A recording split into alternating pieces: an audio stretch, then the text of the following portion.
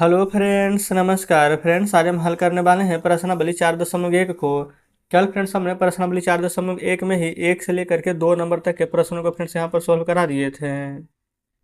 और फ्रेंड्स 3 से लेकर के यहाँ पर 6 तक के प्रश्न आपको होमवर्क में दिए थे कि बनाने का प्रयास जरूर से कीजिएगा। तो उम्मीद करते हैं फ्रेंड्स का बनाने का प्रयास किए होंगे। चलिए, अगर आपसे प्रश्न बना होगा तो अच्छी बात है, या नहीं भी बना है तो कोई दिक्कत नहीं है ना। अभी आप यहाँ पर मिला लीजिएगा। तीसरा नंबर से फ्रेंड्स शुरू करेंगे। बोला गया है ना कि प्रयत्न और मूल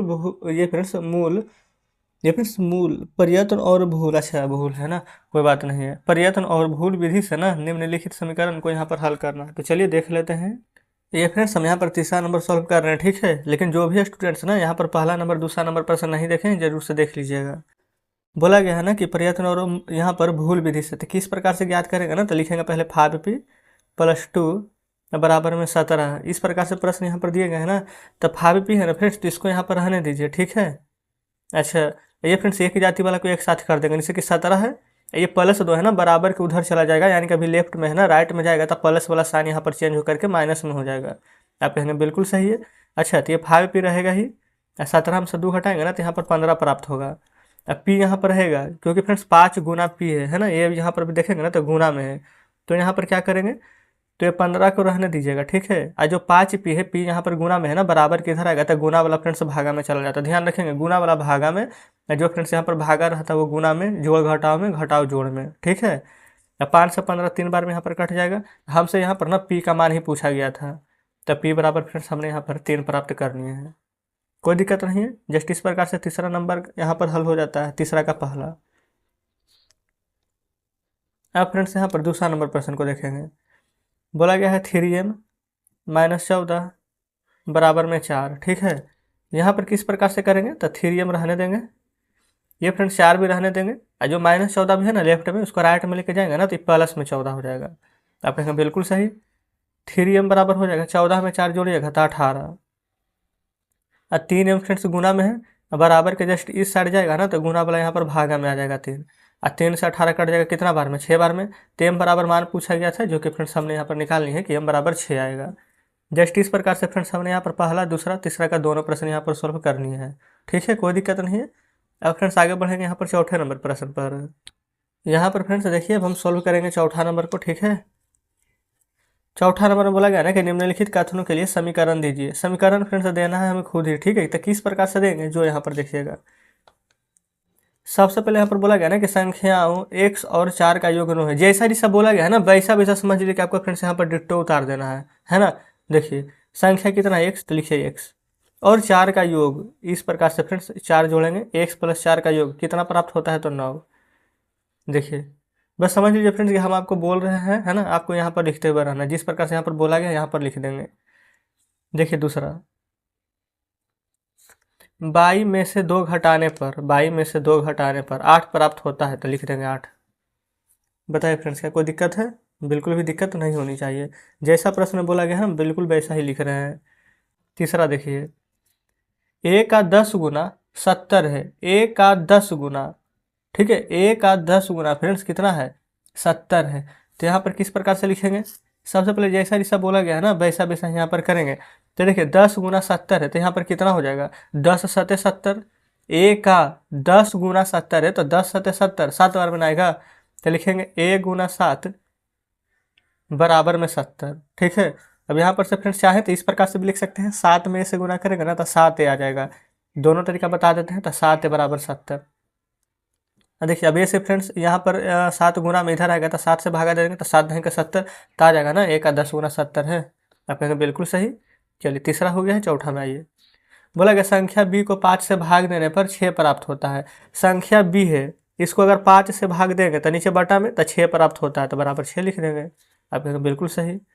पाँचवा देखिए, t का 3/4 15 है, ये रहा फ्रेंड्स t, और t का 3/4 यानी कि 3/4 15 है, बराबर 15। जस्ट इस प्रकार से आपको सॉल्व करनी है ना। 5 नंबर तक के प्रश्न सॉल्व हो चुका है। अब फ्रेंड्स यहाँ पर देखेंगे छठे नंबर को। बोला गया ना कि m का 7 गुना और 7 का योगफल आपको 77 देता है। m का 7 गुना ना, तो लिखेंगे m, m का 7 गुना, तो आगे लिख देंगे 7, यहाँ पर हो जाएगा 7m। अच्छा, अब उसका योगफल 7 है, मतलब कि फ्रेंड्स योगफल 7, तो योगफल 7 कर देंगे, आपको 77 देता है, तो बराबर कर देंगे 77 का। समझ पा रहे हैं। अगला कह रहा है 7वां नंबर, एक संख्या ना x की चौथाई है। x की चौथाई फ्रेंड्स यानी कि x का यहाँ पर चौथा भाग, जस्ट बोलने का तात्पर्य तो यही है। तो x बटा में लिख देंगे 4, x का चौथाई। ऋण आपको 4 देता है, ऋण यानी कि माइनस में, ऋणात्मक संख्या है ना, आपको 4 देता है तो जस्ट बराबर कर देंगे 4 के। इस प्रकार से फ्रेंड्स यहाँ पर 7वां नंबर हमारा सॉल्व हो जाएगा, है ना। चलिए 8वां बोला गया ना, यदि आप 22 के 6 गुना, ये फ्रेंड्स यहाँ पर हम बना लेते हैं 8वें नंबर को।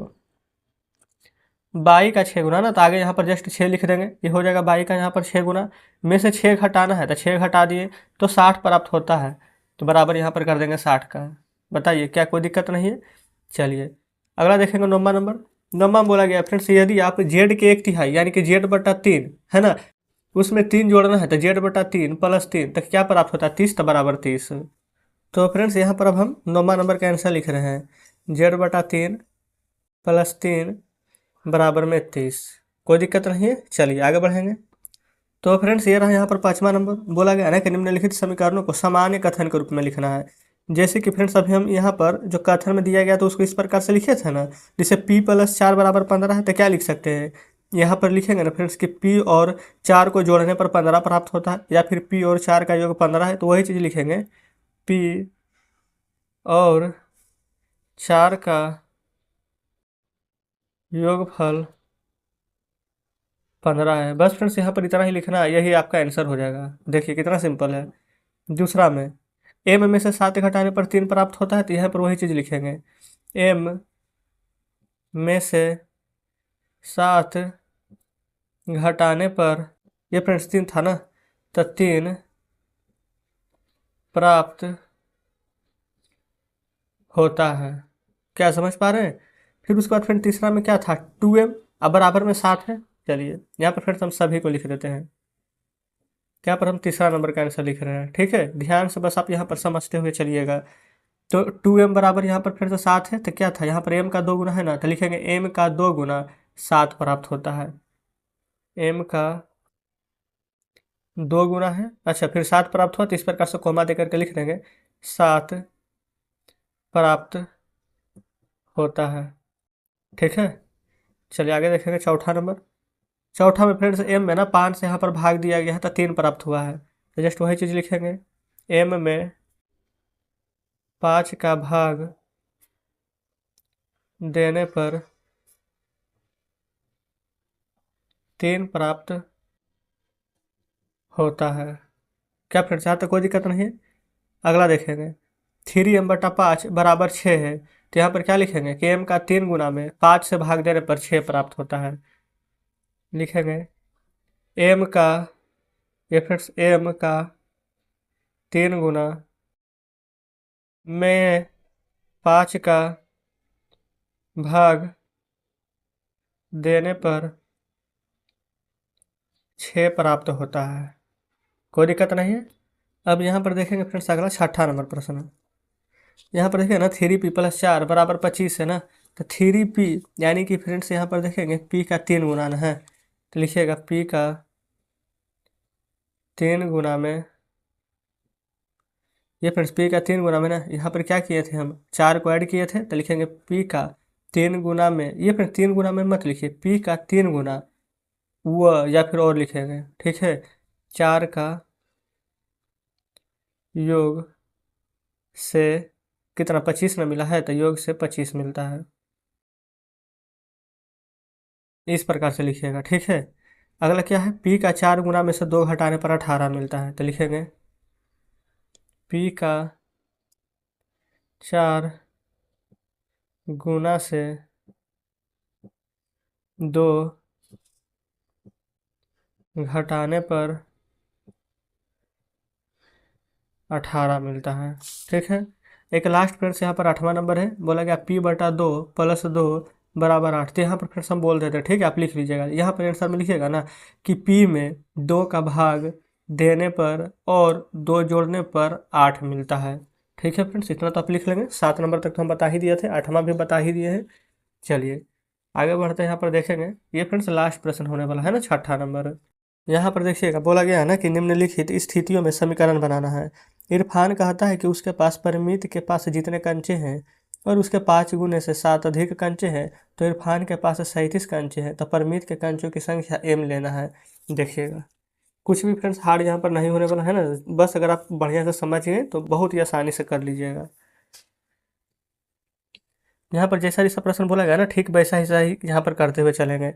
सबसे पहले फ्रेंड्स यहाँ पर कंचा की संख्या m लेना है, क्योंकि यहाँ पर बोला गया है। ठीक है, देखिए परमीत के कंचों की संख्या को m लीजिए, तो यहाँ पर लिखेंगे माना परमीत के कंचों की संख्या बराबर m। आप कहेंगे बिल्कुल सही है ना, यहाँ तक कोई दिक्कत नहीं है। अब फ्रेंड्स यहाँ पर हम क्या करेंगे, यहाँ पर इरफान कहता है ना कि उसके पास परमीत के पास जितने कंचे हैं, फिर उसके बाद आगे यहाँ पर ध्यान से पढ़ेंगे, उसके 5 गुने से 7 अधिक कंचे हैं। इसका फ्रेंड्स परमीत के ना 5 गुना, तो 5 गुना यानी कि 5m, इसको से 7 अधिक कंचे है 7, और टोटल इरफान के पास कंचे कितना है तो 37, बराबर कर दीजिएगा 37 के। यही फ्रेंड्स आपका आंसर हो गया जी, बिल्कुल है ना। चलिए पहला नंबर कंप्लीट। दूसरा देखेंगे, लक्ष्मी के पिता की आयु 49 साल है, उनकी आयु लड़की की आयु के 3 गुने से 4 वर्ष अधिक है, तो लक्ष्मी की आयु को बोला गया ना 12, ये फ्रेंड्स 12 बोल रहे हैं बल्कि 22 लेना है। तो यहाँ पर लिखिएगा माना लक्ष्मी की आयु 22 वर्ष है। ठीक है, तो यहाँ पर बोला गया लक्ष्मी के पिता की आयु 49 है, उसकी आयु की लड़की, अच्छा उनकी आयु ना लड़की के आयु से 3, ये फ्रेंड्स 3 गुना से 4 वर्ष अधिक है। 22 है फ्रेंड्स, 22 का 3 गुना क्या हो जाएगा 3/22, या 4 अधिक है तो +4। किसका आयु से फ्रेंड्स, लक्ष्मी के पिता का आयु कितना था 49 वर्ष, बराबर कर देंगे 49 के। यही फ्रेंड्स हमारा समीकरण यहाँ पर बन गया है। ठीक है, चलिए आगे देखिएगा। यह रहा तीसरा नंबर, बोला गया ना अध्यापिका बताती है कि उनके कक्षा में एक विद्यार्थी द्वारा प्राप्त किए गए अधिकतम अंक प्राप्त किए गए न्यूनतम अंक का दुगना धन है 7 है, तो प्राप्त कीजिए कि अधिकतम अंक 87 है, तो न्यूनतम अंक प्राप्त किए गए संख्या को l लेना है। ठीक है, तो यहाँ पर हम लिखेंगे माना न्यूनतम अंक l है। ठीक ना, अच्छा फिर यहाँ पर फ्रेंड्स क्या बोला गया है, न्यूनतम अंक का दुगना धन 7 है, न्यूनतम अंक तो l है, l का दुगना धन हो जाएगा 2l, जो कि फ्रेंड्स यहाँ पर बोला गया है 7 है। ठीक है, तो +7 कर देंगे, किसके बराबर हो जाएगा, तो अधिकतम अंक 87 है, तो बराबर 87 के। जस्ट इस प्रकार से फ्रेंड्स तीसरा भी सॉल्व हो गया है। चौथा नंबर पर चलते हैं, तो देखेंगे फ्रेंड्स ये रहा चौथा नंबर। बोला गया ना एक समद्विबाहु त्रिभुज के शीर्ष कोण प्रत्येक आधार कोण का दुगना है।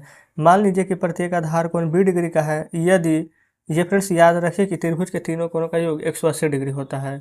बिल्कुल सही है फ्रेंड्स। तो देखेंगे सबसे पहले ना यहाँ पर हम क्या करेंगे, एक फ्रेंड्स समद्विबाहु बनाते हैं।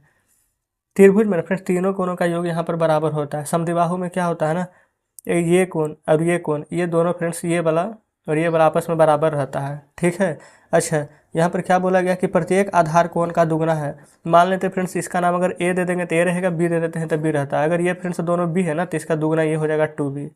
आप कहेंगे हाँ बिल्कुल सही है, बढ़िया से समझ रहे हैं। तो फ्रेंड्स अगर यहाँ पर इसका बोलेंगे कि योग कीजिए तो क्या करेंगे, यहाँ पे बी और ये वाला बी और ये वाला 2b, ये बी और टिप ये फ्रेंड्स 2b दोनों जोड़ देंगे। अब बोला गया है तीनों कोणों का योग कितना है 180 डिग्री ना, यानी कि तीनों कितना के बराबर होगा, तो आप कहिएगा कि 180 डिग्री के बराबर होता है। बिल्कुल सही है। तो फ्रेंड्स यहाँ पर जोड़ेंगे ना तो बी और बी, तो 2b और 2b ये है, तो टोटल कितना हो जाएगा 4b, या कितना के बराबर हो जाएगा, तो आप कहेंगे 180 डिग्री के बराबर हो जाएगा। तो फ्रेंड्स यहाँ पर क्या बोला गया है, बस फ्रेंड्स यहाँ पर समीकरण ही बनाना गया था, तो यही समीकरण बन गया है। 4b बराबर यहाँ पर ना 180 डिग्री हो जाएगा। ठीक है, कोई दिक्कत नहीं है। अगर बी का मान निकाला रहता ना तो यहाँ पर 180 में 4 से भाग दे देते हैं। तो आई होप फ्रेंड्स यहाँ पर चौथा नंबर भी बढ़िया से समझे होंगे। अब आगे फ्रेंड्स शेष कोई भी प्रश्न नहीं दिया गया है। इस प्रकार से फ्रेंड्स यहाँ पर प्रश्न अपनी 4.1 पूरा यहाँ पर खत्म हो जाता है। तो उम्मीद करते हैं फ्रेंड्स वीडियो आपको अच्छी लगी होगी, सभी प्रश्न बढ़िया से समझे होंगे। वीडियो अच्छा लगा फ्रेंड्स, हमारे बताने का तरीका अच्छा लगा हो तो वीडियो को लाइक और चैनल को सब्सक्राइब जरूर से कीजिएगा। कुछ कहना हो फ्रेंड्स, कोई भी डाउट हो कमेंट बॉक्स में जरूर से बताइएगा। तो चलिए ठीक है फ्रेंड्स, मिलते हैं अब आपसे कल नेक्स्ट वीडियो में नेक्स्ट चैप्टर के साथ।